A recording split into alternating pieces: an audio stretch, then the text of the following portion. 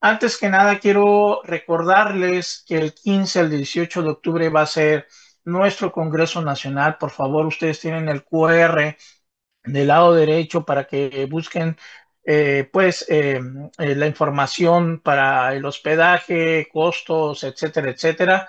No se les olvide que ya se aproxima nuestro Congreso Nacional. Afortunadamente tuvimos muy buena cantidad de trabajos enviados. Si no mal recuerdo, son más de 400 trabajos, son más de 250 trabajos enviados, o incluso yo creo que me estoy quedando corto. Y pues bueno, yo creo que va a ser un éxito este congreso gracias a ustedes. Recordarles la próxima sesión, por favor, nos toca trombofilia. Vamos a tener a dos ponentes también, uno nacional que ustedes conocen y que tiene una larga trayectoria dentro de la hematología, como es el doctor Guillermo Ruiz Argüelles, que nos hablará sobre síndrome de plaquetas pegajosas. Y como invitada internacional, Jory May de la Universidad de Birmingham, que hablará sobre trombofilias en mujeres. Esto será el 30 de julio a las 7 de la tarde. Por favor, no se olviden registrarse. Ustedes tienen la liga en la parte de abajo, así como el QR también para poder registrarse para esta sesión. Y bueno, déjenme presentarles a la doctora Perla Rocío Colunga. Ella es profesora asociada del Servicio de Hematología Hospital Universitario José Eleuterio González en Monterrey, Nuevo León, y ella es investigadora del Sistema Nacional de Investigadores de la Facultad de Medicina de la Autónoma de Nuevo León. Es nivel 1, pero pronto la vamos a tener en el nivel 2 y seguramente en unos 8 años, porque tiene que ser así por el reglamento del SNI, va a ser un nivel 3 y ella nos va a hablar sobre la importancia de la mentoría en el desarrollo profesional. Es un tema importante para nuestros residentes y para el desarrollo de la hematología en nuestro país. Y bueno, como ponente internacional tenemos a un muy buen amigo mío, a Guillermo Perini. Él es jefe del Centro de Excelencia en Linfomas del Hospital Israelita Albert Einstein. Y si no me equivoco y él me puede corregir, el Hospital Albert Einstein está dentro de los 50 mejores hospitales del mundo y ustedes pueden saber perfectamente en ese aspecto la importancia de este hospital. Y además es jefe de investigación oncológica del Hospital Israelita Albert Einstein, como un centro de investigación académico, que es lo que quiere decir la palabra ARO. Es un centro de investigación, pero académico, que eso le da mucho más importancia. Y bueno, con esto, no se les olvide descargar sus constancias, por favor, porque después no van a poder recuperarlas y esto es importante para su certificación como hematólogos ante el Consejo Mexicano de Hematología. Y también es importante que nos den sus opiniones, qué les gustó, qué no les gustó, para poder ir mejorando nosotros en estas presentaciones, en estos temas de sesión. Por favor, no se les olvide darnos su opinión en este QR que les estamos colocando. Bueno, pues muchas gracias a todos y los dejo con la doctora Colunga y posteriormente con el doctor Perini. Muchas gracias. Días a todos. Muy agradecida como siempre con la agrupación, con AME, por invitarme a participar y sobre todo, pues, por hacer todas estas innovaciones en las cuales nos sacan de la zona de comodidad definitivamente para tocar algunos de los temas que no estamos tan acostumbrados y que deberíamos de estar cada vez más acostumbrados en nuestro país. Entonces les agradezco porque me sirvió enormemente también como un motivo de reflexión personal en hacer la reflexión de toda la trayectoria que hasta ahora yo he tenido. Entonces vamos a ver este tema que se llama la importancia de la mentoría en el desarrollo profesional. Yo quisiera iniciar preguntándoles si ustedes piensan en su carrera de hematología hasta ahora, pues a quiénes consideran que han sido las personas que más han influido para llegar a este punto en el sentido profesional y por qué, ¿verdad? ¿Por qué nos hizo diferentes? Siempre es importante recordar y ver todas las huellas que hemos pasado, ¿verdad? Cada quien tendrá uno, dos o tres roles, mentores, profesores. Entonces vamos a hablar un poquito de en qué consiste. Bueno, ¿qué representa un mentor? En realidad, la palabra mentor pues viene desde la novela de la Odisea, en la cual existía este personaje mentor que se quedó a cargo del hijo de Ulises cuando él se fue a la guerra. ¿Y qué representaba o cuál era la diferencia? Pues no, todos tenemos a alguien que nos acompaña, alguien que nos cría, pero pues un mentor en realidad suele representar a alguien con una mayor sabiduría, experiencia o conocimiento que te acompaña en el camino y pues te obliga a pensar por ti mismo, no tanto que te impone ni que es solamente una guía, sino es un verdadero consejero en el camino, ¿verdad? Y pues el camino de nadie se recorrió solo definitivamente. Mi camino profesional pues ha estado lleno de personas que me han inspirado y que en diferentes formas pues han permeado en mí las ganas, algunos en la parte clínica, algunos en la parte de investigación, otros en la parte de rol, de ser un rol de vida, ¿verdad? Entonces vamos a hablar un poco de qué tipo de roles podemos tener. Y bueno, les voy a contar una historia, por ejemplo, por qué creo yo que es importante en hematología. En hematología la mentoría es súper importante porque vemos pacientes muy complejos. Y hay una anécdota que yo cuento y que el doctor David Gómez, quien es el jefe del servicio en el que yo estoy, hematología de la Universidad Autónoma de Nuevo León, pues siempre nos dice, se me ha grabado porque comenta que tiene mi edad siendo él hematólogo. Entonces, esa sabiduría clínica definitivamente nos ayuda mucho por el tipo de pacientes que vemos y la evidencia está en constante cambio. Entonces, siempre que vamos a pasar visita, comenta, se mueren muchos pacientes en hematología, ¿verdad? Ah, sí, doctor, tú como R1, R2 de la especialidad. Pues dice, sí, pero pues seguramente es porque estoy en el hospital público o porque no hay todos los recursos. Y él muy sabiamente nos comenta, nunca se dejan de morir, ¿eh? Para que sepas. O sea, es importante que alguien te diga que esto que tú estás viviendo y que el proceso en general de la hematología, pues está llena de momentos en los cuales podemos tener pacientes que fallezcan, pacientes con complejidad y que nos motiven a seguirnos formando bien. Ahora, bueno, esto es la parte clínica, pero ¿qué hay hablando de una mentoría con quien tú te puedas identificar?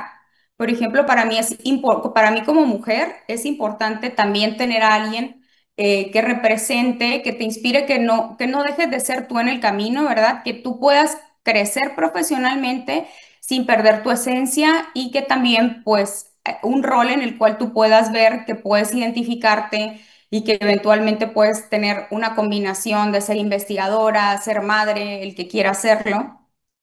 Entonces es importante que también busquemos. Y aquí les voy a contar algunas de las características de el mentor, ¿verdad? ¿Cuáles se reconocen como características de un buen mentor? Pues no, como les comentaba, pues el mentor no nada más es quien te enseña, sino quien te escucha, conoce tus metas, conoce tu contexto de quién viene, es accesible y disponible en este mundo en el que todos tenemos mil obligaciones. El que alguien te pueda compartir su tiempo, pues es verdaderamente un honor. Te comparte con honestidad. Es muy importante esta parte porque a veces creemos que acompañar en el camino a alguien es solamente echarle porras y pues no es así. Es también compartir los errores, dar feedback, dar retroalimentación a la persona y muy importante que te ayuden a conectarte con nuevas oportunidades, con nuevas personas y alguien que te motiva y te ayuda a sentir empoderado. Este es un mapa que lo utilizan en muchas universidades como Harvard, Stanford, la Ash también lo utiliza como un mapa del mentor. Y no quiero yo creo que no debemos depositar en una sola persona o ser nosotros como mentores todo para una sola persona. Que es importante que veamos qué partes nos falta reforzar y dónde pudiéramos o buscar un mentor o ser mejores mentores o a nuestro alumno, pues dirigirlo a otras personas que pudieran fungir. Por ejemplo, es difícil combinar todo, pero estos serían los puntos ideales que deberíamos de buscar en un mentor o en dos o en tres, que nos dé una retroalimentación crítica, es decir, como les dije, no nada más que nos diga lo bueno, sino también nuestros puntos a mejorar, alguien con quien puedas hablar también de forma segura, sin sentirte juzgado, otras personas que generarán tu comunidad intelectual o que te pueda presentar con otras personas que trabajen en el área como desarrollo profesional o alguien que pueda atestiguar el tipo de trabajo que tú haces, tu calidad y por supuesto el apoyo emocional también cuenta, ¿verdad? Alguien a quien puedas compartirle lo que tú estás sintiendo pasando en el momento. Creo que esto es importante saber que existen programas de mentoría formal, pero que la mayoría, yo me atrevería a decir que en México están iniciando algunos programas de tutorías o de mentorías, pero que en general tenemos una mentoría algo informal, que no necesariamente es mala, que se suele dar de manera natural, porque surge de que tú te identificas con alguien o alguien se identifica contigo y acude a ti, y surge de afinidades personales, de intereses compartidos, suele ser sin asignación formal, pero la mentoría formal, pues definitivamente también tiene algunos beneficios. Al ser programas estructurados, pues limita el riesgo de que algunas personas se excluyan, facilita el proceso de feedback, puedes establecer metas. Entonces, ¿qué creo yo? Que algún tipo de modelo que integre las dos características, pues sería lo ideal, ¿verdad? ¿Y qué dice la ciencia sobre la mentoría?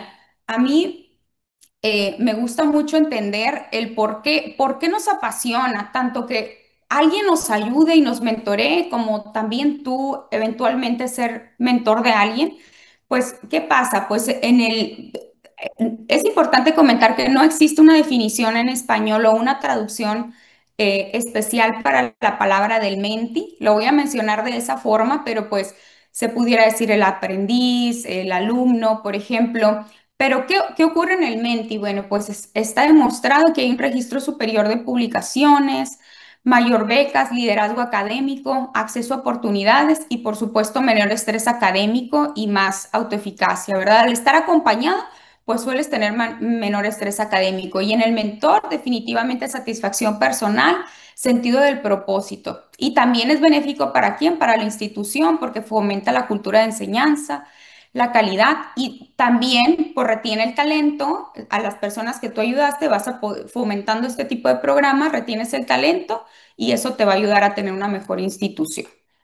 Ahora, también para cuando estás iniciando tu carrera, ya hablamos un poco de las características del mentor, pero ¿qué hay del menti, verdad? ¿Qué tiene que buscar? Es importante no llegar con una persona y decir, yo me identifique contigo, eres un rol model para mí, entonces vengo aquí a que me ayudes. No es la mejor actitud, ¿cierto? Tenemos que llegar con probablemente con una propuesta y con un agregado de valor, en el entendido que la relación de un mentor con un menti, pues es bidireccional. Como dicen, es de win-win, ¿verdad? Todos debemos de ganar. Entonces, cómo, qué es lo que puede hacer el menti para buscar? Pues ser proactivo, no esperar a que te encuentren, ¿verdad? Es difícil que alguien vaya y te busque. Ocurre, ciertamente, alguien que tenga afinidad con otra persona te puede agarrar y apoyar, pero no es lo habitual. O sea, lo habitual es que tú tengas que ser proactivo, que busques la oportunidad. Claridad de objetivos y compatibilidad, definitivamente. Si alguien busca en ti algo de lo que tú no eres capaz con tu tiempo, con tus herramientas, pues tampoco va a funcionar. Entonces es importante también ser paciente y flexible.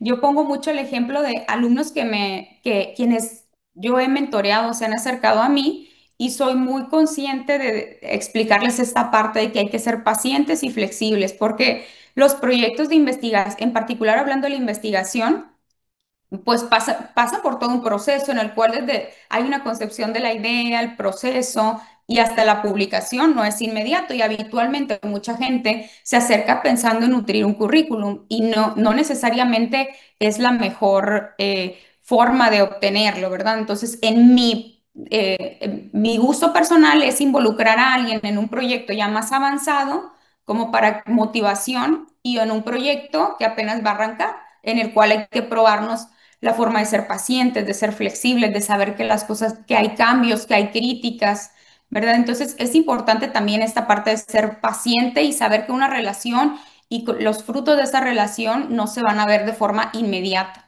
¿Verdad? Otro punto es mantener la comunicación activa, dar avances claros, es decir, tanto el mentor debe de definir metas claras de en tanto tiempo vamos a ver este avance o vamos a hablar o nos vamos a reunir y cómo el mentee por su parte también deberá mostrar esa capacidad y esos avances y lo que les comentaba de que sin duda pues si no hay una sola, no tienes que tener un solo mentor, sino puedes tener más de uno y sobre todo cuando cubres diferentes ámbitos, ¿verdad?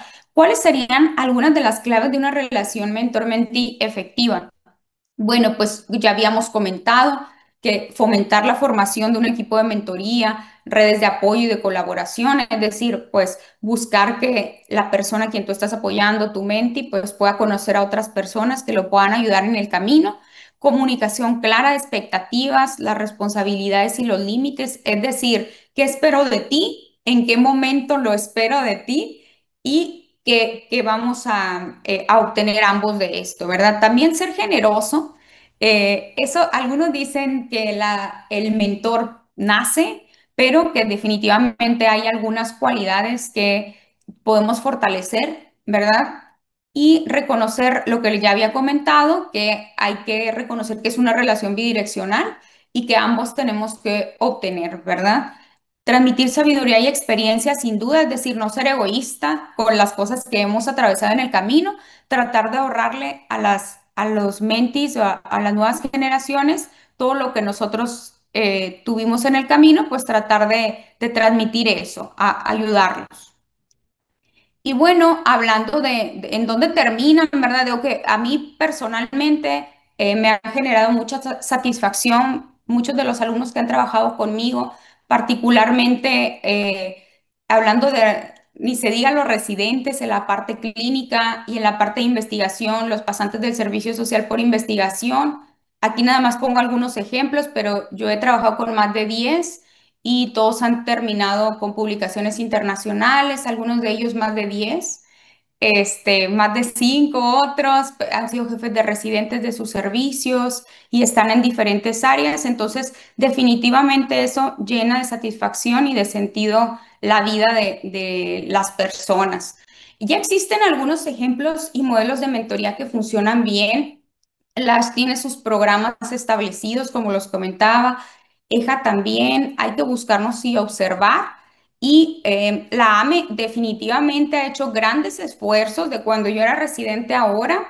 Hay muchos recursos nuevos disponibles de mentoría, como por ejemplo las sesiones interinstitucionales en los cuales también los alumnos pueden compartir con profesores de otros centros. Ahí es buena idea para buscar relaciones y conexión. Y también recuerden el curso de investigación clínica integral, que este va a ser el segundo año que se realiza, en el cual es un programa intensivo de 2 días para fortalecer ahí las habilidades clínicas de investigación para personas que van iniciando. Y algunas de las cuestiones finales por comentar en este tema de la mentoría, pues para la institución.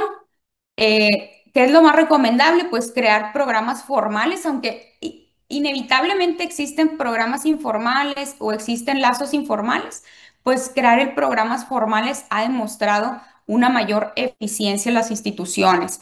También dar capacitación a docentes y residentes en las habilidades, como les comentaba, pues no de la parte clínica, sino también de esta parte de mentoría ética y académica, establecer mecanismos de retroalimentación y también incentivar esta parte en el mentor. Para la comunidad hematológica, pues también ayudaría a promover estas redes. Y hablando ya finalmente para los mentores, pues necesitamos escuchar, adaptar el estilo, permitir la autonomía de las personas. Los mentis, pues también no estén quietos, pidan retroalimentación, compartan sus logros, sus dudas y finalmente para que ambos cultiven una relación basada en la confianza, en la reciprocidad y en la ética. Y termino con esta frase que dice, he aprendido mucho de mis maestros, más de mis colegas, pero muchísimo más de mis estudiantes, ¿verdad? Entonces, es muy motivante, todos en algún momento podemos tener ambos roles. Eh, Muchísimas gracias por permitirme exponerles este tema.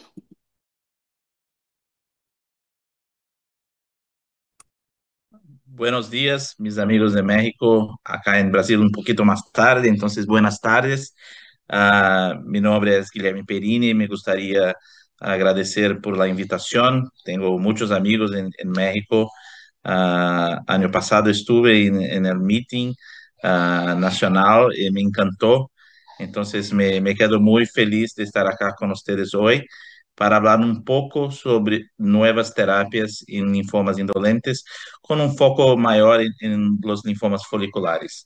Ese es mi hospital en São Paulo. São Paulo, una ciudad muy grande como Ciudad de México. Trabajo en el Hospital Israelita Albert Einstein. Estos son mis conflictos de interés. Bueno, creo que en verdad los pacientes con linfomas foliculares y los linfomas indolentes tienen un pronóstico muy bueno hoy en día. Las terapias de primera línea, ah, con la inclusión de rituximab, tenemos como una sobrevivencia libre de progresión de cerca de 10 a 15 años. Esto puede mejorar un poco con mantenimiento, pero no hay una diferencia significativa en la sobrevida global. Y nosotros hoy en primera línea tenemos como opciones especialmente bendamustine con rituximab, R-CHOP o RCVP o rituximab con lenalidomida. Sí, en Brasil, por una cuestión de acceso, nosotros hicimos más R-CHOP o RCVP, porque no tenemos aprobación regulatoria para R-Square en primera línea. Sí, en verdad, la gran mayoría de los pacientes van a tener una sobrevivencia global de cerca de 30 años con linfoma folicular, pero nosotros sabemos que cerca de 20% de los pacientes son de alto riesgo.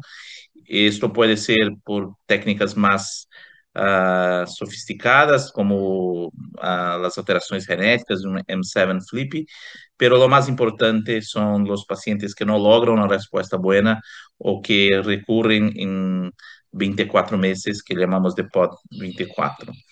Estos son datos del grupo GEL. Conocí Dr. Vilela en grupo GEL, hoy es un gran amigo mío.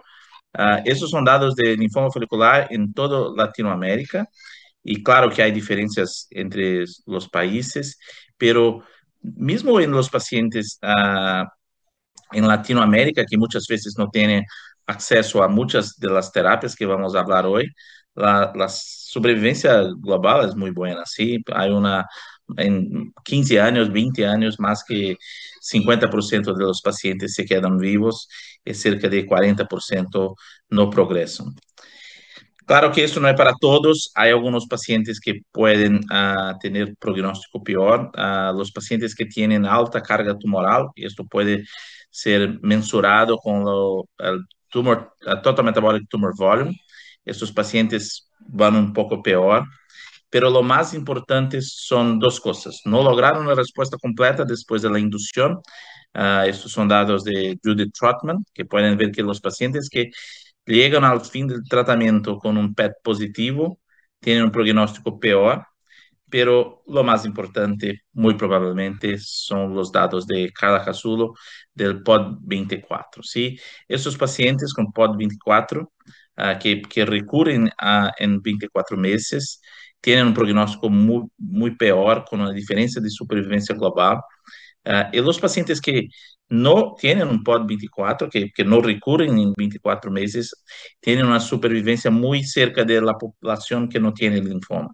Entonces, para mí es un factor muy importante, pero nosotros no tenemos hoy cómo seleccionar cuál paciente va a tener POD 24, solo después de la terapia, ¿sí? Esos datos fueron confirmados en otras cortes. Tenemos acá la corte del grupo alemán, del grupo canadiano, y pueden ver que la diferencia es lo mismo. Entonces, estos son pacientes de alto riesgo, y mucho de que voy a hablar hoy son para estos pacientes.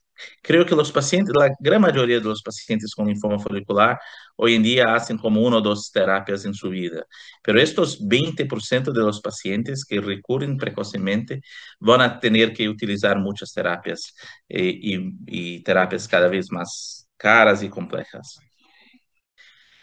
Claro que otro factor de riesgo es una transformación para un linfoma de alto grado. Hay una diferencia muy importante en el pronóstico y en el manejo de estos pacientes. Entonces, creo que todos los pacientes de una recaída tienen que hacer una biopsia, porque incluso muchos de los pacientes, la gran mayoría de los pacientes que son POD24, pueden tener una transformación para un linfoma de alto grado. Claro que nosotros no necesitamos tratar todos los pacientes, tenemos criterios para empezar el tratamiento. Ah, pueden utilizar criterios Guelph, criterios Gela, BNLI, pero de una manera más simple son los pacientes que tienen alguna repercusión de su linfoma, si tienen síntomas B, si hay grandes masas, bulky disease. Entonces, con estos son pacientes que muy probablemente vamos a empezar tratamiento. Pero para algunos pacientes que no hay una indicación clara de tratamiento, ah, que en pasado muchas veces estarían en watch and wait, creo que hay datos hoy en día que pueden ser muy interesantes para algunos pacientes, que es la terapia con rituximab como monoterapia para estos pacientes, con o sin mantenimiento. Y pueden ver acá que con muchas veces una terapia muy tranquila, como rituximab monoterapia, puede lograr mucho tiempo sin un nuevo tratamiento con quimioterapia. Entonces, hoy en día utilizo para algunos pacientes rituximab como monoterapia, porque creo que es importante retardar este tratamiento más intensivo. Para en primera línea, el estudio más importante fue el estudio PRIMA Trial, en que hay una randomización por una rama con mantenimiento, otra solo observación. Y nosotros vemos acá que hay una diferencia en supervivencia libre de progresión, pero no hay una diferencia en sobrevida global. Y en verdad es que los datos de sobrevida global son muy buenos. Más de 80% de los pacientes están vivos con 10 años. Y claro, tenemos que acordar que muchos de esos pacientes son pacientes mayores. Entonces, 10 años cuando tiene como 75 años, muchas veces la causa de la muerte no fue el linfoma, ¿sí? Bendamustine con rituximab me gusta mucho. Generalmente cuando hago VR no hago mantenimiento, pero puede ver acá que con un largo follow-up, muchos de esos pacientes mantienen una respuesta buena, no necesitan una nueva terapia, ¿sí? Rituximab con lenalidomida, R-Square, fue comparado con Arquimo en un estudio fase 3, el estudio Relevance, que pueden ver acá que no hay una diferencia. Esto fue un estudio de superioridad, no de no inferioridad. Entonces, con esto es un estudio negativo, pero en verdad es que para mí, R-Square, no, siendo no inferior, para mí es mucho más tranquilo para el paciente, con menos efectos colaterales, menos alopecia, menos infecciones y todo más. Claro que cuando vemos eso en el estudio, pueden pensar que los datos, la diferencia en toxicidad no es tan diferente, pero en mi experiencia para los pacientes es muy diferente. R-Square es muy bien tolerado con excepción de un poco de neutropenia, pero generalmente no necesitas cambiar las dosis, no necesita disminuir las dosis. Para mí es muy tranquilo. Entonces, si pudiera, utilizaría para prácticamente todos los pacientes, pero infelizmente en Brasil es un poco más complicado. Y con un follow-up ahora de 6 años, de nuevo, increíblemente los datos de supervivencia global en esos pacientes, una supervivencia global en 6 años de 90%. Entonces, para mí es un dato que nosotros logramos resultados muy significativos en linfomas foliculares. Entonces, como yo trato linfoma folicular en 2025, para los pacientes con enfermedades tempranas, estadios localizados, puedo considerar radioterapia, pero hoy en día cada vez menos. Y algunos casos puedo hacer rituximab monoterapia. Claro que acá hay muchos pacientes que que están en watch and wait. Para las enfermedades avanzadas, si hay si sospecho de transformación, voy a utilizar R-CHOP. Si hay un PET-CT con un alto grado de uptake, de captación, si hay un LDH mucho elevado, si hay una presentación clínica más agresiva, empiezo con R-CHOP. Si no, voy a hacer VR, que creo es muy bien tolerable, pero me gustaría utilizar acá más R-Square. Y para los pacientes más frágiles, generalmente voy con rituximab mono, muy raramente voy a hacer R-CVP. Como pueden ver acá, no utilizo mucho obinutuzumab.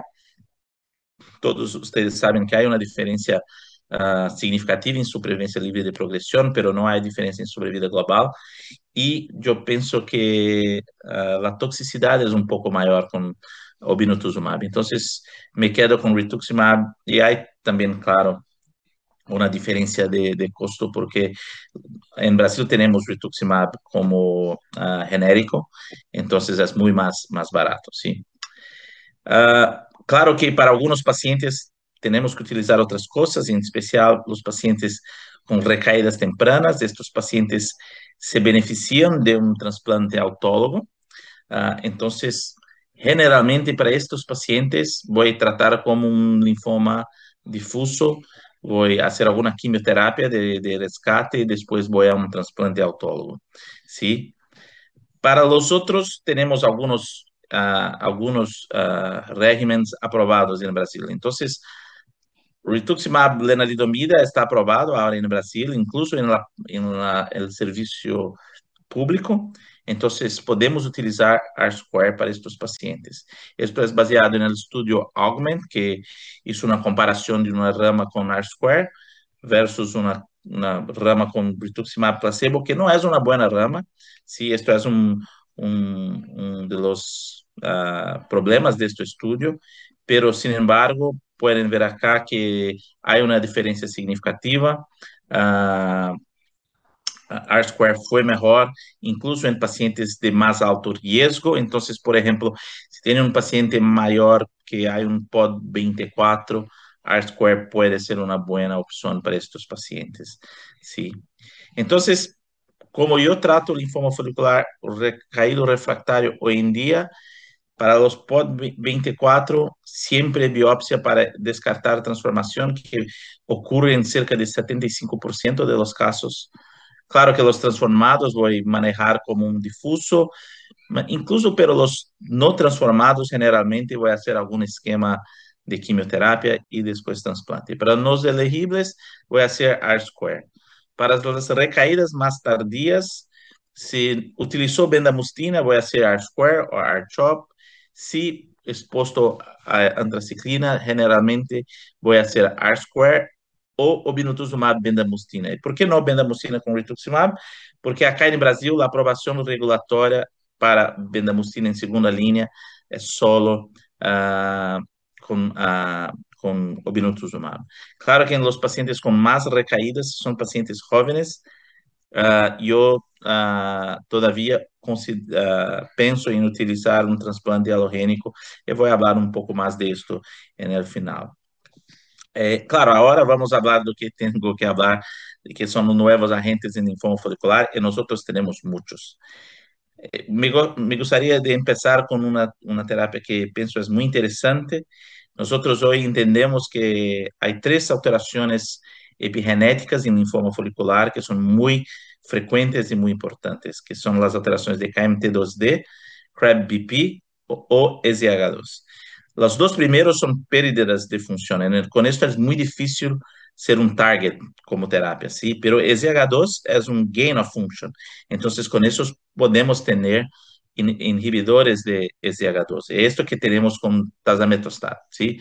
Entonces, tazametostat es una terapia de muy buena tolerabilidad y que tiene resultados en linfoma folicular, en especial los pacientes que tienen mutaciones de SEH2. Pero incluso en los pacientes que no tienen la mutación, tazemetostat puede tener buenos resultados. Esto porque hay una signature, una asignatura genética SH2 que sin mutaciones, pero hay una activación de la vía de SH2, entonces con eso puede tener buenos resultados. Si esto fue, hoy en día, el tazemetostat está aprobado en los Estados Unidos, baseado en el estudio fase 2, en que los pacientes con linfomas refractarios fueron tratados wild type o con mutaciones de ZH2 con tazemetostat. Y pueden ver acá que eran pacientes un poco más jóvenes, pero con una tasa de respuesta relativamente buena. De nuevo, hay una diferencia significativa en los pacientes que son mutados. Para estos pacientes, las tasas de respuesta son mejores. La gran mayoría de los pacientes van a tener una respuesta, pero no hay una diferencia tan significativa en la supervivencia libre de progresión. Acá, de nuevo, la diferencia en los mutados. Prácticamente todos los mutados van a tener una respuesta. Pero lo más importante para mí es que vamos a empezar ahora en Brasil un estudio que se llama Symphony, que es el estudio fase 3 de confirmación, confirmatory trial, en que pacientes con linfoma folicular, después de una línea, van a ser tratados con tazemetostat, rituximab más lenalidomida versus R-square. Entonces, la gran ventaja de tazemetostat es que tiene un perfil de seguridad muy bueno y con esto puede hacer combinaciones. Entonces, muy probablemente en el próximo mes vamos a empezar este estudio. Vamos a tener pacientes con la mutación o sin mutación y creo que va a ser un estudio muy interesante, pero vamos a tener un tiempo mayor para que tenemos esos resultados. También hay aprobación en los Estados Unidos y acá ahora en Brasil de zanubrutinib en linfoma folicular, baseado en este estudio en que zano plus obino fue superior a obinutuzumab. Esto es el primer estudio en que un inhibidor de BTK tiene una respuesta en linfoma folicular. Tuvimos otros estudios con ibrutinib, por ejemplo, el estudio SELEN, que fueron todos negativos. Pero ese estudio es un estudio positivo. De nuevo, no es la mejor rama control, esto es en verdad, pero esto fue suficiente para la aprobación condicionada en los Estados Unidos. Condicionada a este estudio, que es el estudio fase 3, que es un estudio muy internacional, con muchos centros. Nosotros participamos acá de este estudio, del estudio Mahogany, en que pacientes con linfoma folicular o con linfoma da zona marginal fueron una randomización entre zano obino versus R-square. Entonces, tuvimos muchos pacientes en ese estudio, algunos pacientes con respuestas buenas a zano con obino y con un perfil de seguridad muy bueno. Entonces, creo que es una posibilidad. Yo no sé si esto va a ser un estudio positivo. De nuevo, R-square es una muy buena rama control, pero vamos a ver. Creo que es un estudio que va a cambiar un poco si en verdad los inhibidores de BTK no logran buenos resultados en linfomas foliculares. Acá también tuvimos un estudio muy interesante con un nuevo CELMoD, ¿sí? Ahora no llamamos más lenalidomida de IMIDs, né? Immunomodulatory drugs, pero como CELMoDs, porque en verdad son modificadores de cerebro.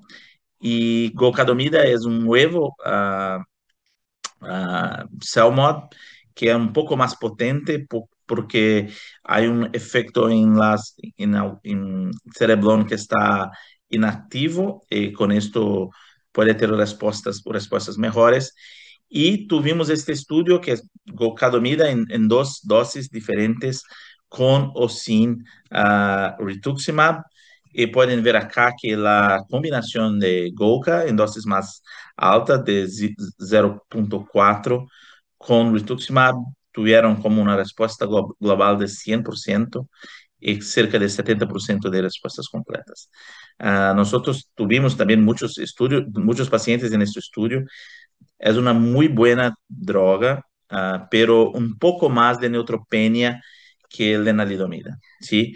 Y lo más interesante es que incluso pacientes que utilizaron lenalidomida, que fueron refractarios a lenalidomida, golcadomida, mantienen una buena respuesta. Esto era una población muy tratada, con algunos pacientes post-CAR-T, por ejemplo, y con eso tenemos muy buenas respuestas con Golca. Esto, ahora tenemos dos estudios en verdad con Golca, que es R-CHOP con Golca versus R-CHOP para linfomas difusos y autogrados, y ahora también rituximab Golca en primera línea para linfoma folicular. Entonces, tenemos alguna experiencia con esta droga, creo que va a ser aprobada porque los resultados son muy interesantes, pero el manejo es un poquito más difícil que de lenalidomida. Hay cosas mejores, no hay, por ejemplo, un riesgo de trombosis, pero un poquito más de neutropenia, ¿sí? Y claro, no podemos nos olvidar de los bispecíficos. Acá en Brasil solo tenemos aprobación para epcoritamab, pero ahora hay muchos de estos bispecíficos. Incluso en estudios clínicos tenemos, por ejemplo, los estudios de Olimpia de odronextamab acá en Brasil. Pero lo primero bispecífico que fue aprobado para linfoma folicular fue mosunetuzumab, baseado en este estudio en que pacientes con más que 2 líneas de terapia fueron tratados hasta 17 ciclos con mosunetuzumab. Pueden ver acá que había pacientes de alto riesgo, una mediana de líneas previas de entre 3 a 4 líneas previas, pero hasta 10 líneas de terapia, que para mí es casi imposible de hablar de 10 líneas para linfoma folicular. Que podemos ver acá es que las tasas de respuestas fueron muy buenas, incluso en los pacientes de alto riesgo, como POD24, una tasa de respuesta un poquito menor para los pacientes con más que 4 líneas de terapias. Y pueden ver acá, en una población muy, muy tratada, los resultados son muy interesantes, con una sobrevivencia libre de progresión en 36 meses de cerca de 40%. Entonces, con esto, tenemos aprobación en Estados Unidos para mosunetuzumab, no tenemos acá en Brasil, pero acá en Brasil nosotros tenemos epcoritamab. La diferencia principal para mí de epcoritamab en linfoma folicular que en linfoma difuso es que hay una dosis intermediaria, una dosis más chiquita de 3 miligramos, y con esto disminuimos mucho el riesgo de una síndrome de liberación de citocinas. Entonces, como es una enfermedad menos agresiva, puede hacer este ramp-up un poco más tranquilo, y con esto los resultados son muy buenos. Acá hay una diferencia muy significativa con mosunetuzumab, porque acá el tratamiento es hasta progresión. Entonces, esto hay una diferencia en costo, pero los datos son muy importantes. Yo tengo algunos pacientes con linfoma folicular tratados con epcoritamab y las respuestas son muy buenas, muy interesante.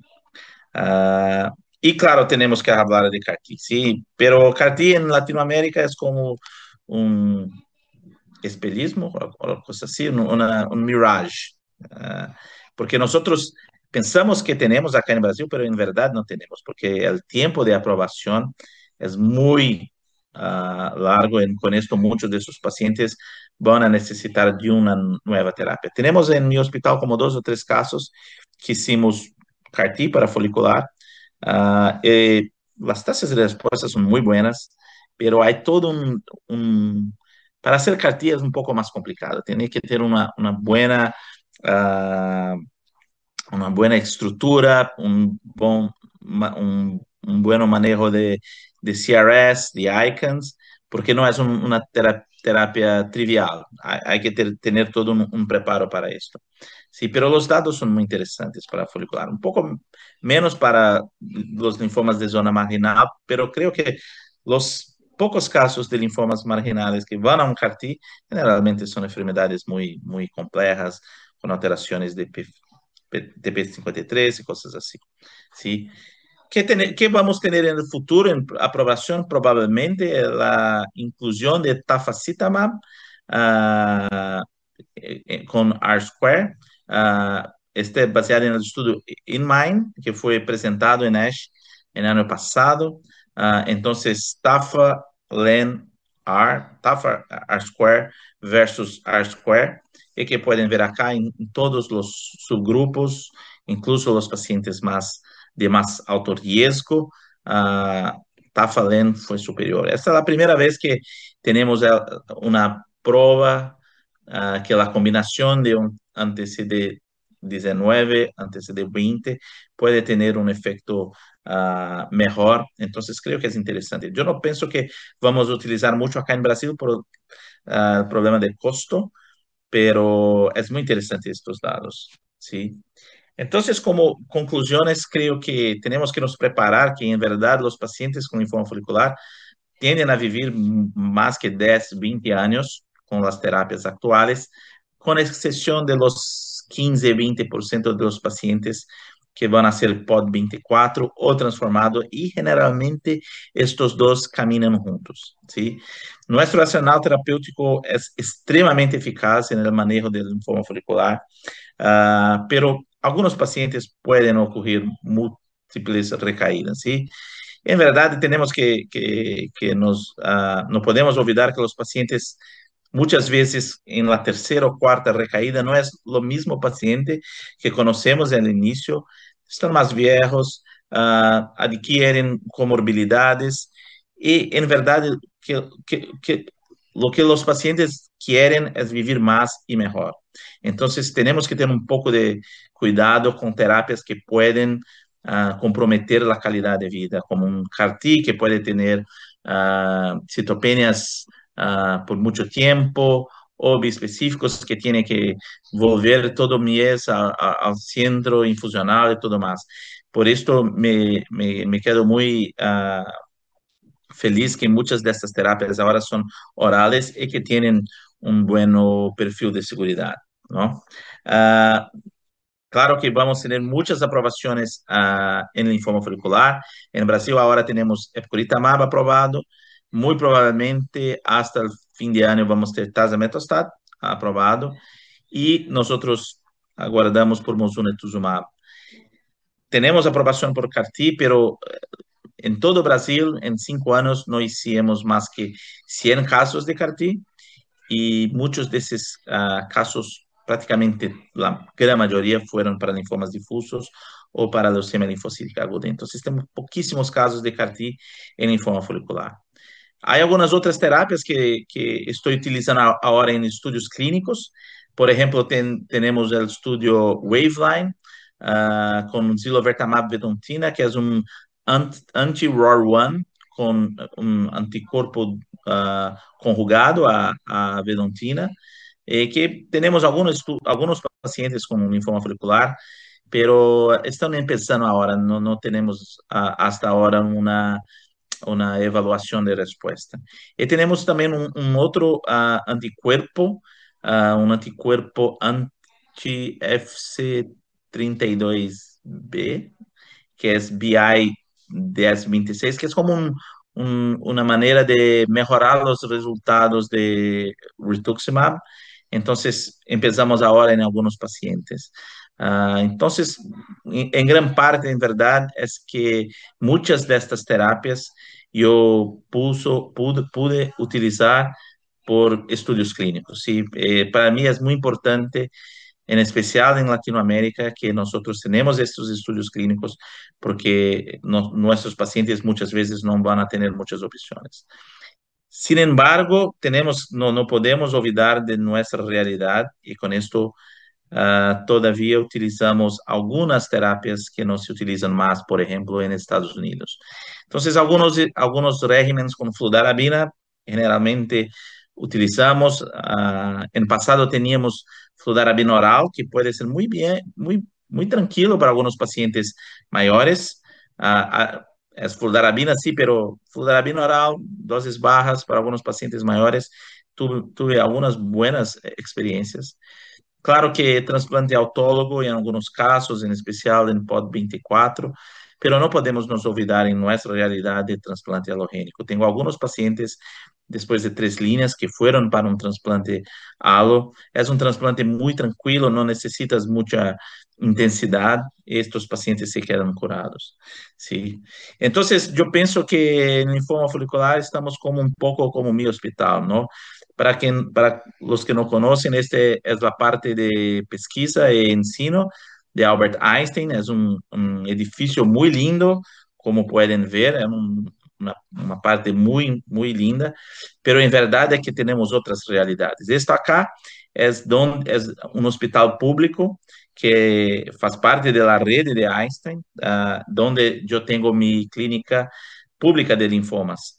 Con esto tengo muchos pacientes, mucho poco acceso a estas cosas. Entonces, muchos pacientes míos van a un estudio clínico para que puedan recibir nuevas terapias. Y en verdad es que es Brasil, creo que como México tenemos muchas peleas. Esto es una foto que me gusta mucho porque es la prueba que nosotros somos un hospital privado, pero nosotros tenemos un papel social muy importante. Esto es una parte del hospital que atende toda favela que es cerca del hospital, que se llama Paraisópolis, que es como la segunda mayor favela de Brasil. Claro que muchos de esos pacientes van a mí en mi clínica pública. Yo pienso que la única manera que podemos tener acceso a nuevas terapias son a través de estudios clínicos. Bueno, con esto, más una vez, gostaria de decir gracias, obrigado, y creo que ahora vamos a las preguntas. Gracias. Bueno, pues muy buenos días de nuevo. Gracias a la doctora Colunga y a Guillermo por sus excelentes presentaciones. Como pueden ver, la investigación en Brasil pues ha crecido enormemente y bueno, más en el Albert Einstein. Em, Quiero comenzar con algunas preguntas, una pregunta dirigida a la doctora Colunga, o más que pregunta es un comentario. Me gustaría oír el comentario de Perla. Dice, es un comentario de Liborio Germán López y dice, pero muchas de las universidades con sus planes de estudio sacan cada profesionista que se creen los plus ultra. Ya no quieren hacer nada. ¿Tú qué opinas al respecto, Perla? Yo creo que la responsabilidad para una institución que forma residentes, que creo que va dirigida hacia esa área, vamos a decir hacia los formadores top, los mejores centros formativos. Sí, claro, siempre hay un sentido de pertenencia, de somos los mejores y todo, pero recuerden que también, como comentábamos, la relación siempre es bidireccional, es decir, si el egresado actúa de esa forma, ¿qué fue lo que se educó en su centro? ¿Quién lo guió? ¿Quién lo mentoreó? Entonces, es muy fácil, ahora siempre comentábamos que se escucha la generación de cristal, ya no aguanta nada y todo, bueno, pero ¿qué estamos haciendo nosotros por guiar a todas las nuevas generaciones, verdad? Entonces, yo diría que hay que asumir nuestra responsabilidad también como formadores y guiarlos en el camino, ¿verdad? Ese sería mi comentario. Muchas gracias, Perla. Y bueno, yo sé que no fue tu ponencia, Guillermo, pero ¿tú qué opinas sobre al respecto de las mentorías y el tratar de que el mentí salga muy bien preparado hacia afuera? ¿Tú qué opinas? ¿Qué hacen en el Albert Einstein al respecto? Sí, yo pienso que es muy importante. Yo soy una prueba viva de esto, ¿sí? Porque cuando cambié donde fiz mi residencia, mi fellowship para Albert Einstein, yo fui como un mentí, ¿sí? Es muy interesante porque yo mentí que de más parte de leucemias agudas, ¿no? Pero a mí siempre me gustó los linfomas y hoy somos muy amigos y trabajamos juntos, pero es muy importante por muchas cosas. La primera cosa para mí es que tienen una persona que puede ser como un ejemplo para ustedes, pero no solo como un ejemplo científico, pero como ejemplo de persona, de médico y de todo más. Y después porque muchas veces cuando empezamos no sabemos cómo hacer las cosas. Y con esto, un mentí es muy importante. Después fui a Estados Unidos y fui un mentí también de un médico en MD Anderson, Dr. Fayad, que fue como un súper importante en mi formación.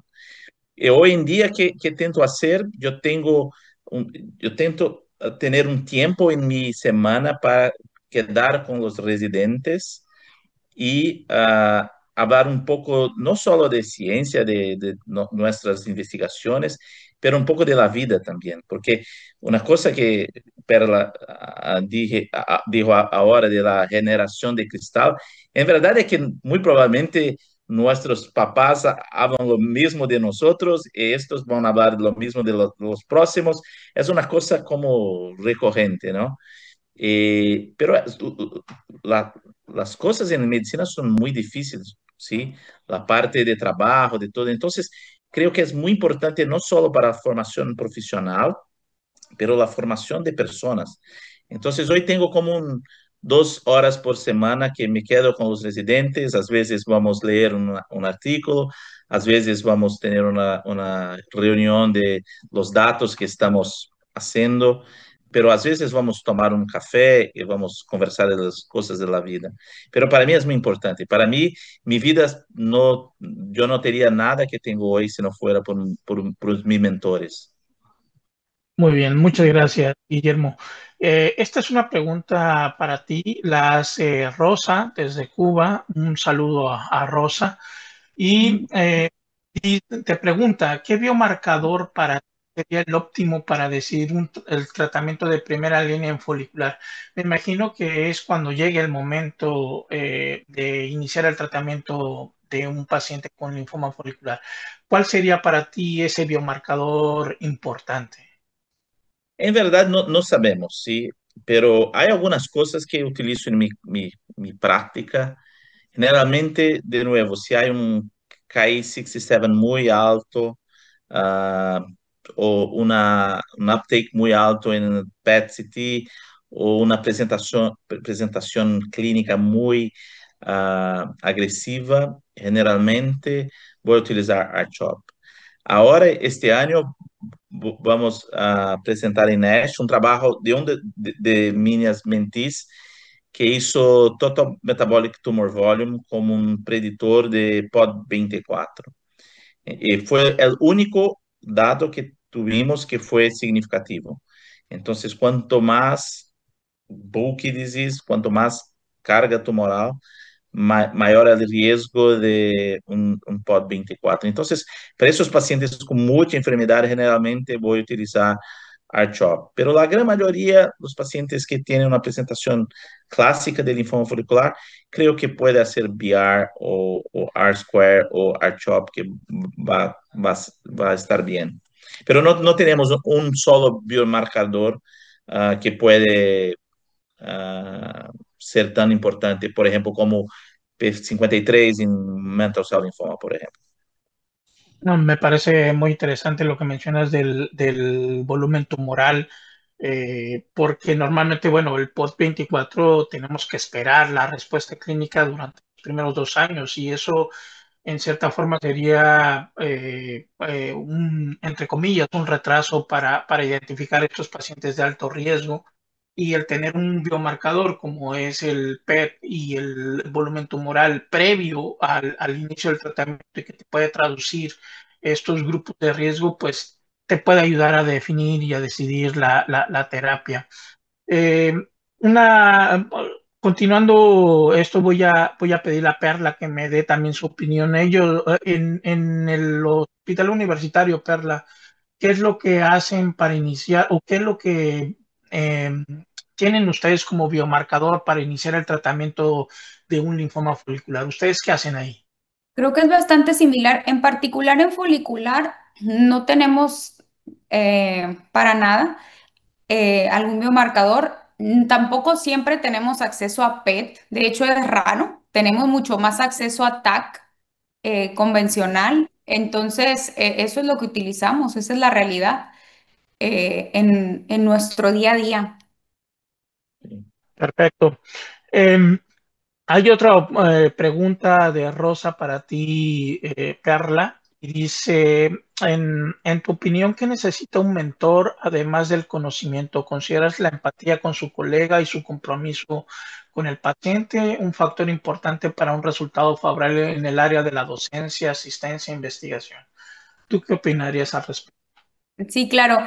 Nos imaginamos al mentor como al típico genio que nos va a resolver el problema y la realidad es que no es así. Como platicábamos, pues hay mentores en diferentes áreas de tu vida o en diferentes aspectos que tú puedas mejorar. Entonces, sí, para mí sin duda, hasta la suerte, el que congenies y por supuesto, sí, tiene mucha razón la doctora Rosita. Hay que generar también en los mentis empatía, que ellos vean en ti ese rol, es fundamental. Entonces, sí, yo diría que conocimiento, de hecho, conocimiento ni siquiera lo dejaría, ni siquiera en las primeras 5 características del buen mentor, porque hoy por hoy todo el conocimiento lo tiene ChatGPT, lo tiene PubMed, todo lo podemos buscar al alcance. Entonces, uno no quiere la información de otra persona, porque claro, sí es útil que te la condensen, pero también lo podemos buscar, hay muchos foros gratuitos, accesibles, YouTube. Entonces, ¿qué quieres tú? Pues mucho más las cualidades personales, sin duda. Sí. Yo Muchas pienso que gracias. lo más importante para un mentor es que hoy es más valioso y más difícil para nosotros que el tiempo. Sí, tiene que tener tiempo para sus mentes. Puede no ser como un día, pero tiene que estar junto cerca de 1 hora por semana, porque esto va a ayudar mucho en la formación. Entonces, el tiempo para mí hoy es lo más difícil, pero lo más importante. ¿Cierto? Totalmente de acuerdo con los dos. Y bueno, esta es una pregunta para Guillermo. ¿Tú crees que el Watch and Wait todavía sigue teniendo un papel válido en los linfomas foliculares? ¿O tú crees ahora que hay algunos estudios fase 3 donde comparan Watch and Wait versus tratamiento con rituximab como monoterapia en aquellos avanzados asintomáticos con bajo volumen tumoral? Eh, ¿Tú crees que sigue siendo un papel importante el Watch and Wait, Guillermo?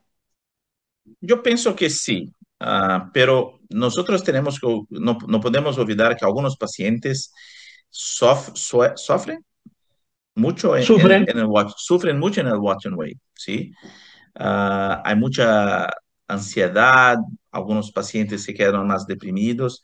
Entonces, en pasado yo era mucho radical con watch and wait. Tiene siempre que hacer watch and wait. Hoy en día son un poco más liberal, porque tuve algunos pacientes que sufrieron mucho con watch and wait, con ansiedad, se quieren hacer tax o PETs hasta cada 3 meses, o que yo tuve un paciente que tenía una empresa vendió, dio todo a sus hijos, pero después no tenía que nada. Entonces, para mí hoy soy un poco más liberal en hacer rituximab como monoterapia. Y tengo algunos pacientes que se quedan muy bien. Y lo mejor es que si está en el mantenimiento y tiene algún efecto adverso, puede parar, ¿sí? No es una cosa que es obligatoria, ¿sí? Me llama mucho la atención y me interesa mucho saber esto que mencionas de los pacientes. Realmente sí, no es fácil convencer a un paciente de que tienes un tumor y lo vamos a observar a ver cómo evoluciona. ¿Ustedes les dan acompañamiento con psicología, psiquiatría a estos pacientes para disminuir ese estrés que tienen? ¿Los medican, no los medican? ¿Qué hacen en el Albert Einstein con respecto a eso? nosotros tenemos psicólogos en Brasil, ah, ah, algunos hombres, principalmente hombres, tienen un poco de prejuicio con psicología, entonces no se quedan confortables en hablar y todo más, pero las mujeres, para mí las mujeres son muy más inteligentes y mucho más listas para la vida que los hombres, ¿sí? Entonces, sí, nosotros tenemos psicólogos. Yo no tengo mucha experiencia con nuevas terapias psiquiátricas, entonces si tengo algún paciente que está en un caso más grave, voy a llamar un psiquiatra, porque no tengo mucha experiencia con las nuevas terapias. Entonces sí, pero tenemos este apoyo, pero creo que en verdad cerca de 20-30% de los pacientes utilizan. La gran mayoría, en especial los hombres, no, estoy todo bien, está todo bien. Y después la mujer me liga, está muy mal, no quiere hacer nada, llora todos los días, porque es difícil, en verdad es muy difícil un diagnóstico con esto en Watch and Wait. ¿Sí? Muchas gracias, Guillermo. Y Perla, ustedes en el HU, ¿qué experiencia tienen? ¿Utilizan el Watch and Wait, los Sí. Nosotros sí lo tratamientos? usamos por costos, porque en nuestro centro no, el paciente lo paga de su bolso. Entonces, le digo, siempre comentamos con los residentes de que es tu misión convencerlo de que es lo mejor para él en este momento, que eso no significa que en algún punto no requiera tratamiento. Estoy de acuerdo con que es muy estresante para el paciente, pero si en nuestro centro, por ejemplo, se ahorrarían cerca de 50,000 pesos, o sea, $2,500 que te ahorras, visto desde el lado económico, el paciente suele aceptar. Eso Sí. no quiere decir que no le angustie, ¿verdad? Sí les genera mucha angustia definitivamente, pero nosotros sí lo utilizamos el Watch and Wait, incluso en el seguimiento, sí, es que ahí está, tiene las adenopatías, pero les digo, nuevamente, es criterios, jefe, o no. Si no tiene criterio de tratamiento, sí tratamos de convencer al paciente. Y es verdad que particularmente en 3 y 4 con esta nueva evidencia del rituximab en monoterapia, sí lo he adoptado yo en mi práctica personal, pero en el medio institucional depende. Si el paciente tiene la posibilidad, sí, adelante. Sí, y con acompañamiento, pues sí, sí se le recomienda. El acompañamiento se lo damos nosotros, los residentes, ¿verdad? Que son los que hacen el trabajo enorme de labor psicológica, nutricional y todo junto en la misma persona. Entonces, gozamos de buen tiempo por consulta y creo que actúa a nuestro favor. O sea, el paciente está bien atendido el tiempo que tenga que tener. Muy bien, muchas gracias. Esta es una pregunta para ti, Perla. Eh, en el HU, ¿ustedes asignan un mentor a los mentís o los mentís buscan a los mentores? Es muy buena pregunta porque aparentaríamos ser un centro con muy buena estructura en investigación. Estamos muchos, al ser un hospital universitario, pues eres profesor más que médico clínico, pero ahora sí que hacemos un poquito de labor de todo tipo, un poco de labor asistencial, en docencia, en investigación. Entonces nosotros tenemos como alumnos de distintos grados, es decir, tenemos posgrado, que es hematología, posgrado en medicina interna y también el pregrado. Entonces, lo que se trata de hacer ahí, o la mística o la idea de la institución, es que estén involucrados un profesor, alguien del posgrado y alguien del pregrado, ¿sí? Como modelo ideal. Y la realidad es que no siempre funciona perfecto, pero cuando menos creo que sí nos ayuda en el área de investigación, así ser un poco más sólidos. Pero no tenemos un programa directo de asignación. Está en vías y más por parte de la universidad, más que por parte de nuestro servicio de hematología, el desarrollo sí de un plan de mentoría en el que vamos a decir, le llamamos en broma en el área de investigación el Tinder de investigación, en el que vas a ver, vas a ver si haces match tu alumno y tú y ya con eso. En la residencia, en particular en nuestro servicio de hematología, es mucho por afinidades, al estilo, Sí. a mí me gusta el linfoma, esta doctora ve linfoma, o como salen muchas ideas de investigación en las sesiones clínicas, oye, tú dijiste esto, se me ocurre que trabajemos en esto, y más o menos es la forma en la que nosotros hacemos esta parte de la mentoría. Pero la realidad es que las herramientas están ahí, ¿verdad? Pero como comentaba Guillermo, el tiempo lo es todo, o sea, uno también tiene que propiciar esos momentos de tiempo. Entonces, cuando a veces algo sale mal y yo soy la directora o algo, digo, asumo mi responsabilidad porque es también la responsabilidad del menti, pues este proceso del tiempo, el acompañamiento, pero la respuesta corta es que aunque se está en vías, todavía sigue siendo una mentoría informal en nuestro servicio, pero somos suficientes como para atender las necesidades de todos y eso es algo bueno, como cada vez somos más tenemos la disposición de ayudar y una buena actitud y siempre estamos disponibles y eso ayuda mucho. Guillermo, ¿alguna opinión al respecto? En Albert Einstein, ¿los mentí buscan a los mentores o son asignados los mentores? Creo que es una cosa de, como para la, dijo, de afinidad, ¿sí? Entonces, los que le gustan linfoma se quedan más cerca de mí. Es muy interesante porque esto cambia entre los años, ¿sí? Entonces, Sí. año pasado, todos le gustaban solo leucemia. Entonces, estaba sin mentir. Estaba, mi mentor, que hoy es un colega, estaba de broma conmigo, como, sí, ahora tengo todos para mí, ustedes no tienen nadie. Ahora, este año, dos que son formidables, muy buenos mentis, les gusta el linfoma. Entonces, estamos como muy rápido en hacer las investigaciones de todo más. Entonces, va cambiando. Pero esta idea de tener porque muchas veces pueden retardar un poco para definir lo que los gustan, ¿sí?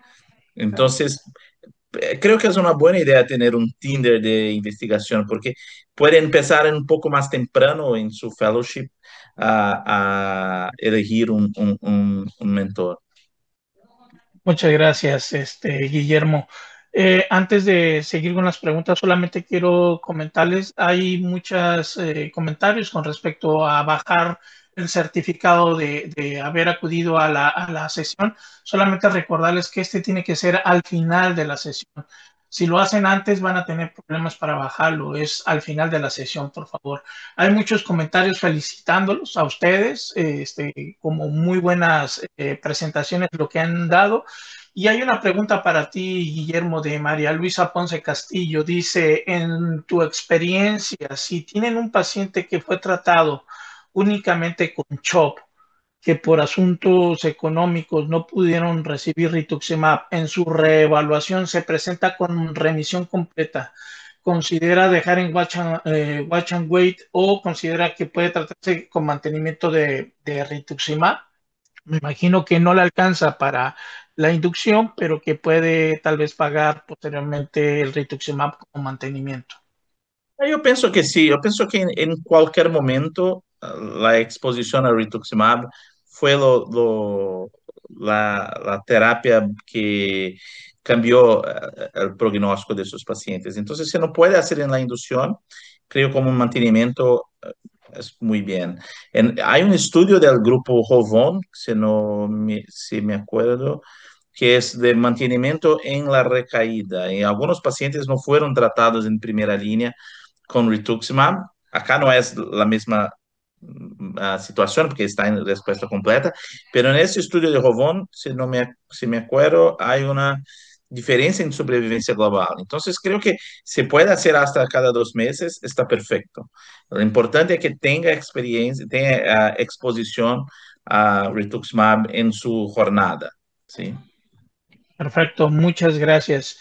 Y esta es una pregunta para Perla, en el cual bueno, preguntan si sufriste en la transición de mentí a mentor, ¿te costó trabajo pasar de ser pues el estudiante ahora a la profesora? ¿Cómo te sentiste en ese aspecto? Yo siento que todavía estoy en la transición, sinceramente. Y creo que siempre se está, no sé si llega un punto en el que dejes de tener em, eso, pero yo creo que estoy como en esa transición. Sí, claro que me costó muchísimo entender que ya no tengo que ahora tengo que hacer que otros en algún futuro piensen en su crecimiento, o sea, pero ya lo aterricé.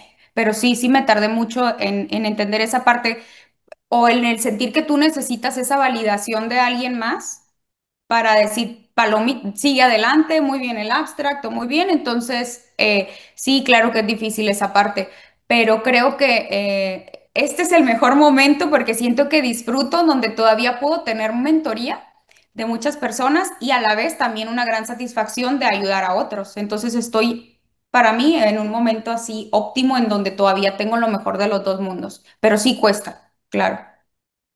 ¿Y tú, Guillermo, has tenido algún cambio o tuviste alguna dificultad de ser mentí a ahora mentor?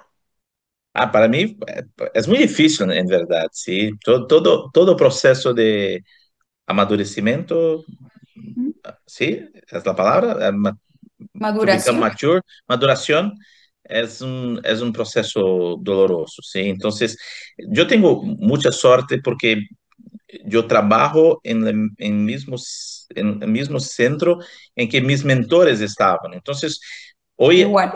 todavía utilizo ellos como mentores. Entonces, si tengo, por ejemplo, tengo que hacer algún caso más difícil, voy a mi mentor Nelson Hammerschlag o Fábio Pires, yo necesito una ayuda acá, o incluso en cosas de la vida, algún mentí que hay un problema y yo tengo que ayudar con alguna cosa.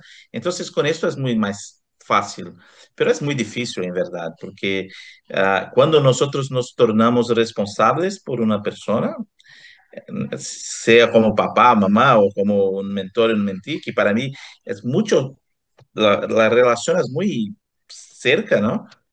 Es, es mucha responsabilidad, es un poco de dolor también. Entonces, sí, yo tengo tuve mucha dificultad y ainda tengo un poquito, sí. Muy bien. Y bueno, para cerrar ya esta sesión, quiero hacerte una pregunta, Guillermo. Eh, Veo que ustedes tienen una rama del Hospital de Albert Einstein en favelas, como la que mencionaste. ¿Qué diferencias ves en los pacientes que entran a protocolos eh, esponsoreados eh, para apegarse al tratamiento en gente que es de la favela, gente que no es de la favela, se apegan al protocolo?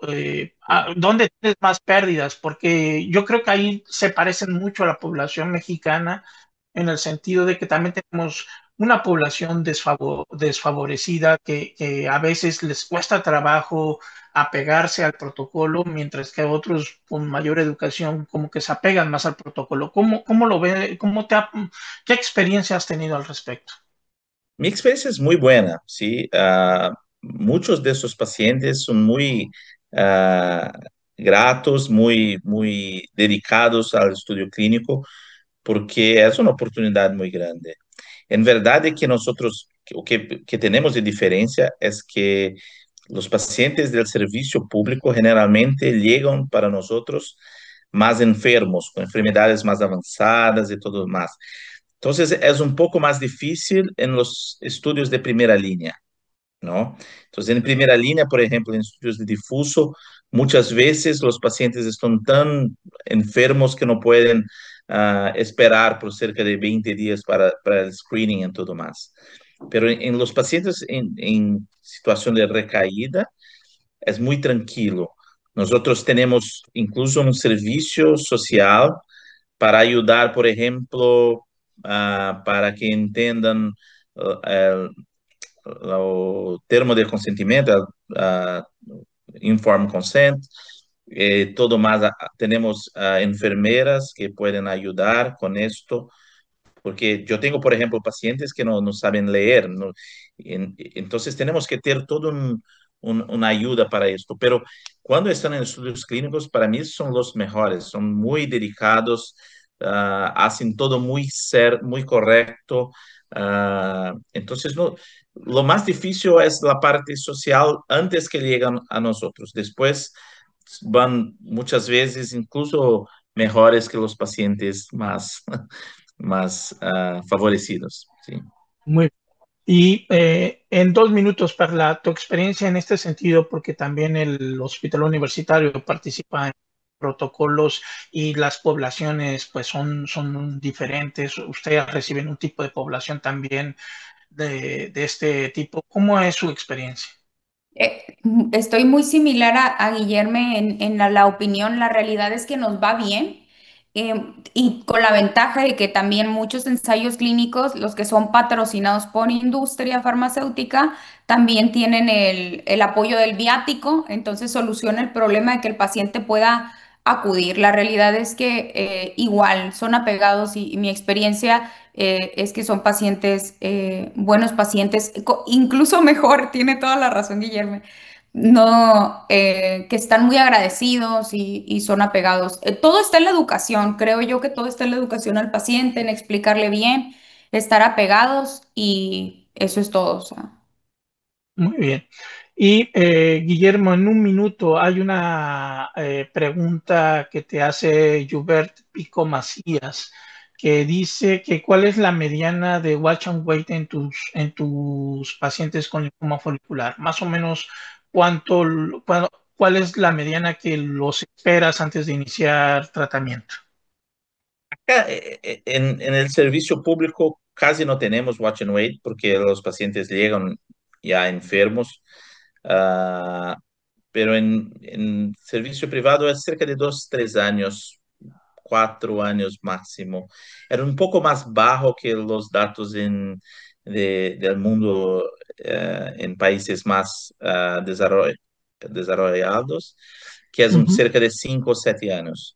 Pero yo pienso porque hicimos menos exámenes y todo más. Entonces, cuando hacemos el diagnóstico, generalmente estamos un poco más avanzado que en el otro. Pero mi tiempo máximo de watch and wait fue de 12 años. 12 años. Dos. Paciente, sí. Y Perla, en tu caso, en el H, ¿cuál es sería la mediana antes de iniciar el tratamiento en los linfomas foliculares? Igual tenemos pocos y ¿saben qué pasa en nuestro centro? Que el paciente que le dices que está bien, que no ocupa nada, que solo vaya a seguimiento, no va hasta que está enfermo. Entonces ajá, sí, o sea, tenemos muy pocos casos, muy selectos de los que en verdad no, porque y no acuden hasta que tienen síntomas. Entonces es difícil tener ese dato como con precisión en realidad. Por esta parte de que ellos tienen que pagar sus consultas, sus estudios. Entonces, pues no, si me dijeron que todo bien, entonces cuando tenga síntomas voy. Y eso es lo que nos ocurre. Atendemos prácticamente mucha población que ya está avanzada en la enfermedad y muchos de ellos ya con síntomas que seguramente a lo mejor hace 5 años pudimos haberles dado watch and wait, pero en este momento ya no. Muy bien. Bueno, pues con esto llegamos al final de la transmisión. Quiero agradecerle a los dos, a Guillermo, a ti. Gracias por todo lo que nos han comentado. Los dos temas muy interesantes y gracias por haber contestado y yo que los estuve pues pasando de un tema a otro a pesar de que no era el tema que tenían que preparar. Y bueno, pues de parte de la doctora María de Los Ángeles del campo, que no pudo estar aquí para el inicio y para el cierre de esta transmisión, pues agradecerles mucho a todos los que han estado conectados. Me da mucho gusto, 12 países conectados con 323 personas en sábado a las 10 de la mañana y en algunos otros sitios de Sudamérica, pues un poco más tarde. Agradecerles a todos: Ecuador, Venezuela, Perú, Paraguay, Bolivia, Honduras, Cuba, Argentina, Colombia, Nicaragua. Y tenemos ahí un colado de Angola, que yo creo que debe de ser un BNP por ahí, de algún país que es de Latinoamérica, pero que utiliza esa vía para conectarse. Agradecerles de nuevo. Muchísimas gracias a todos y con esto damos por terminada la transmisión. Gracias, Guillermo. Gracias, Perla. Muchas Gracias, gracias. hasta luego.